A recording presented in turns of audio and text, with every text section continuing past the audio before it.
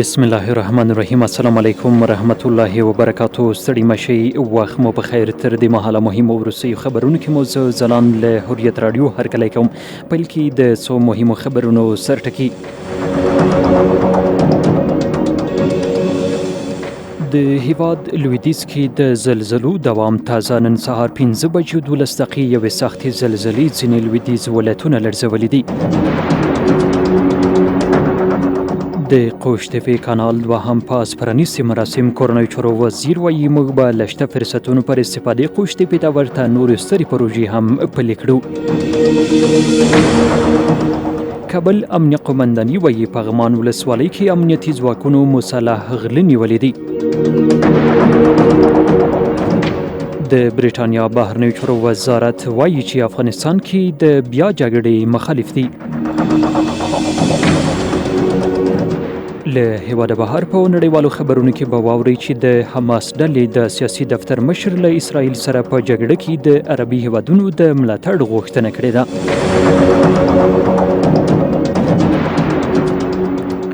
ښه راغلاست. اوس هم بشپړ خبرونه واورئ. د هیواد لویدیځ کې د زلزلو دوام تازه. نن سهار 5 بجې او 12 دقیقې یوې سختې زلزلې ځینې لویدیځ ولایتونه لړزولي. د افغانستان لویدیځ ولایتونو هرات، نیمروز، فراه او بادغیس کې نن سهار شاوخوا 5 بجې او 12 دقیقې نسبتا زوروره زلزله شوې ده. د هرات حوزوي روغتون مسؤلین وایي چې یو تن شهید او شاوخوا 115 تنه ټپیان دي. د امریکا د ځمکپېژندنې ادارې د دې زلزلې قوت د ریختر په کچه 4.3 درجې ښودلی دی. د دغې زلزلې مرکز د هرات رباط سنگي ولسوالۍ ښودل شوی. هرات کې د حریت رادیو خبریال وایي چې د سیمه ییزو سرچینو پر حواله په دې زلزله کې د بغرچار کلی په بشپړ ډول تخریب شوی چې خوشبختانه ځاني زیان نه لري. دغه راز رباط سنگي ولسوالۍ اړوند تروش بیک په نوم کلي کې 100 کورونه تخریب او مالي زیانونه یې اړولي دي. همدارنګه په 2 نورو کلیو خلیفه رحمت بلا او خلیفه رحمت پاین کې 80 کورونه ډنګ شوي چې د ځاني او مالي زیانونو په اړه تر اوسه جزئیات نه دي په ډاګه شوي. د یادونې وړ ده چې د نن زلزلې له امله په لرې پرتو سیمو کې د اوښتو ځاني او مالي زیانونو وروستي جزئیات لا هم نه دي په ډاګه شوي.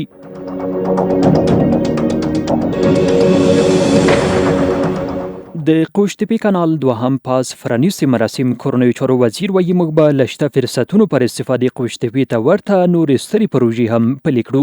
د کورنیو چارو وزیر محترم خلیفه سراجالدین حقانی د قوشتېپې کانال د دوهم پاس پرانیستي مراسمو کې لومړی امیرالمؤمنین حفظه الله اقتصادي مرستیال الحاج ملا عبدالغني برادر خونو په ځانګړي ډول باندې د یادې پروژې رئیس تاش ته مبارکي ورکړې ده او ویلي چې خوشاله یو چې سره د ډیرو مشکلاتو تحملونو په باوجود خپل افغانان په دې وتوانیدل چې د قوشتېپې کانال لومړی پاس سرته ورسید. محترم خلیفه صاحب زیاته کړي چې افغانان په خپلو خبرو ولاړ او ژمن قوم دی خو تجاوز د هیچا نه مني. دغه راز موږ د چا حق نه اخلو، له خپل حق څخه هم نه تیریږو. د نوموړي په خبره موږ به د ملا برادر خون په مشرۍ د اقتصادي ودې په پار لا زیات ګامونه پورته کړو او په هیواد کې به له شته فرصتونو پر استفادې ورته نورې سترې پروژې هم پلې کړو. د قوشتېپې کانال لومړی پاس 108 کیلومتره اوږدوالی لري چې د بلخ ولایت په کلدار ولسوالۍ کې د امو له سیند څخه پیلېږي، د حیرتان له اوږدو دښتو تیریږي او دولت آباد ولسوالۍ پورې رسیږي چې چارې یې له ټاکلې نیټې 8 میاشتې وړاندې بشپړې شوي دي.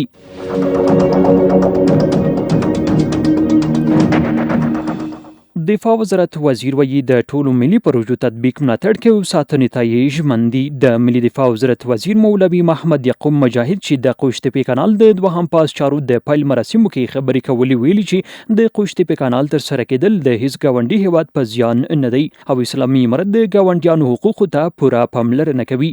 په ورته مهال ښاغلي یعقوب زیاته کړي چې څه باندې یو کال وړاندې داسې فکر کېده چې اسلامي امارت به ونه شي کولی چې قوشتېپې کانال چارې پیل او پای ته ورسوي. په همدې حال کې نوموړي ویلي چې ملي دفاع وزارت د اسلامي امارت د ټولو لویو وړو پروژو تطبیق ملاتړ کوي او ساتنې ته یې هم ژمن دی. په ورته مهال نوموړي ټینګار کړی چې ملي دفاع وزارت به په دې برخه کې ټول رامنځته کېدونکي خنډونه له منځه وړي ترڅو هیواد کې د لویو وړو پروژو تطبیق ته زمینه مساعده شي.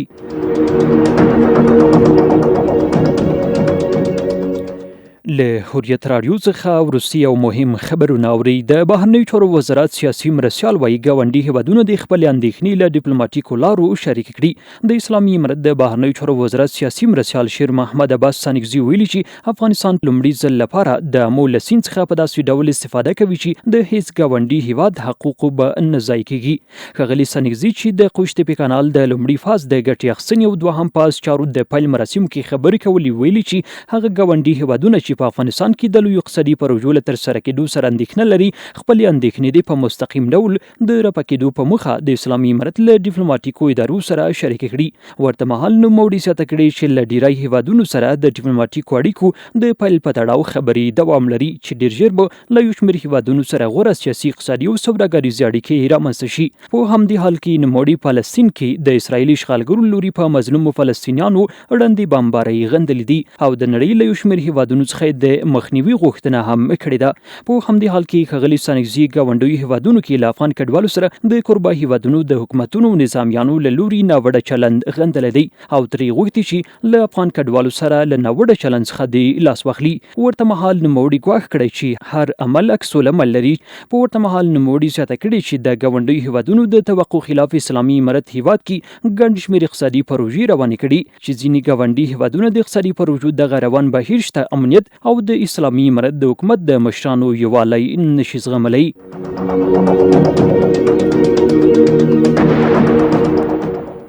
بهرنیو چارو وزارت وایي پر فلسطیني وګړو د اسرایلو بریدونه جنګي او بشري جنایت دی. د افغانستان د اسلامي امارت د بهرنیو چارو وزارت په یوه اعلامیه کې فلسطیني وګړو د اسرایلي اشغالګرو لوري وروستي بریدونه جنګي جرم او د بشر ضد جنایت بل لري.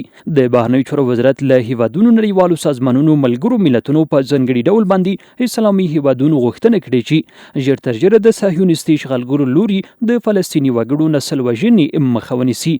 د بهرنیو چارو وزارت په اعلامیه کې راغلي چې اسرائیل په عامه ډول باندې ملکي وګړي جوماتونه، روغتونونه او امبولانسونه په غزه کې هدف ګرځوي.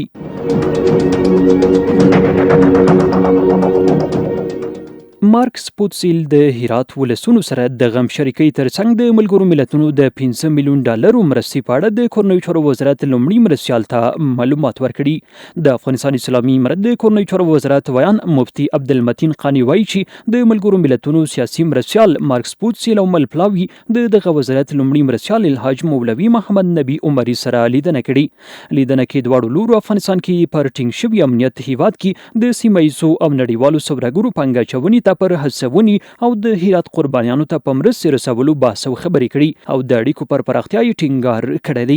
پوتسیل لیدنه کې د هرات ولسونو سره د غم شریکۍ ښودلو ترڅنګ زیانمنو شوو سره د ملګرو ملتونو د 5 میلیون ډالرو مرستې چې زیانمنو قربانیانو ته به لومړنۍ اسانتیاوې برابرې شي معلومات ورکړي دي.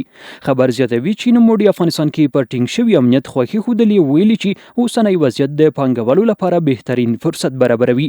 بل لوري ته ښاغلي عمري هرات ولایت کې د پیښ شوي ناورین له قربانیانو سره د دوی له مرستو په قدرداني سره زیاته کړې چې د کورنیو چارو وزارت امنیتي ځواکونه به په خپل ټول توان هیواد کې د ټولو مرستندویه موسسو او نړیوالو بنسټونو د امنیت ساتلو هڅې کوي.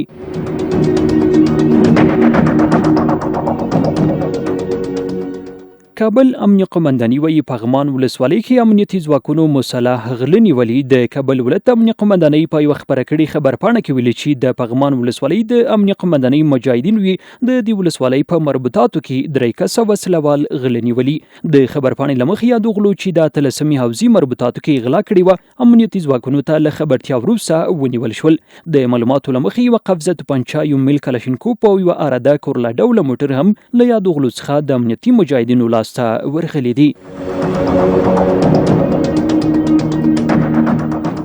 ننګرهار سپین غر کې شپږ تنه قاچاقونکي له نشه یي توکو سره یو ځای نیول شوي دي. د افغانستان اسلامي امارت ملي دفاع وزارت د هیواد ختیځ کې د شپږ تنو د نشه یي توکو د قاچاقونکو د نیولو خبر ورکوي. دغه وزارت په خپل ټویټر تازه خبره کړي خبر کې ویلي چې ختیځونکي د 201 خالد بن ولید قلوردو، د عبد الله بن زبیر رضی الله عنه لومړی سرحدي لوا، نهم سرحدي کنډک زړورو مجاهدینو شپږ تنه د نشه یي توکو قاچاقونکي نیولي دي. خبر کې راځي چې یاد شپږ تنه چې 4 تنه چې د ګاونډي هیواد د خیبر ایجنسۍ یو دوه تنه یې د ننګرهار اوسیدونکي دي. د ننګرهار ولایت سپینغر ولسوالۍ مومندري مرګي سر په سیمه کې له نوي کلچي خام چرسو سره یو ځای نیول شوي دي. سرچینه زیاتوي چې قاچاقونکو غوښتل تر څو یاد نشي توکي له فرضي کرښې هاخوا غاړې ته انتقال کړي.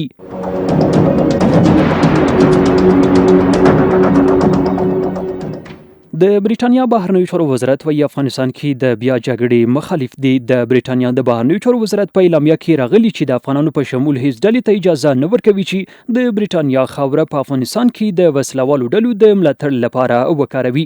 د هیواد د بهرنیو چارو وزارت وايي په افغانستان کې د وسلوالو ډلو لوري د جګړو مخالف دی او هر ډول تاوتریخوالی غندي. اعلامیه کې راغلي چې بریټانیا هیڅ ته اجازه نه ورکوي چې په افغانستان کې د سیاسي بدلون لپاره د ترهګرو ډلو تمویل تجهیز پلان او استخدام لپاره د بریټانیا خاوره استعمال کړي. اعلامیه زیاتوي چې د افغانستان په تړاو ګډو اندېښنو ته باید له اسلامي امارت سره د تعامل له لارې حل پیدا شي. دا په داسې حال کې ده چې اسلامي امارت په زرونو ویلي چې له نړۍ سره د اسلامي اصولو د افغانستان ملي ګټو په چوکاټ کې تعامل غواړي.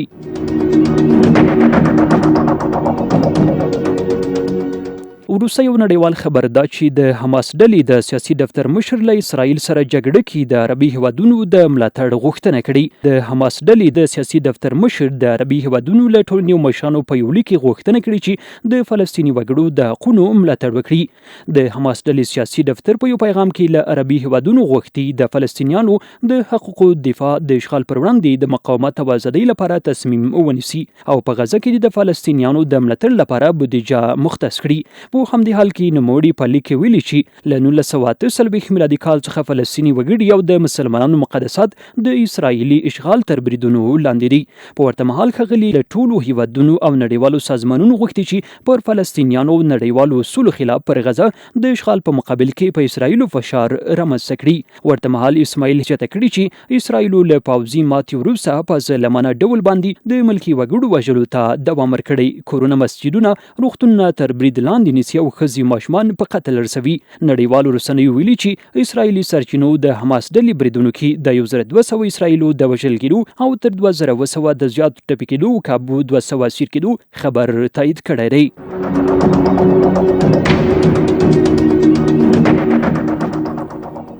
عزتمنو اوریدونکو، له حریت رادیو څخه تر دې مهاله مهم او وروستي خبرونه هم دومره وو. تر بیا ښه وخت ښې چارې.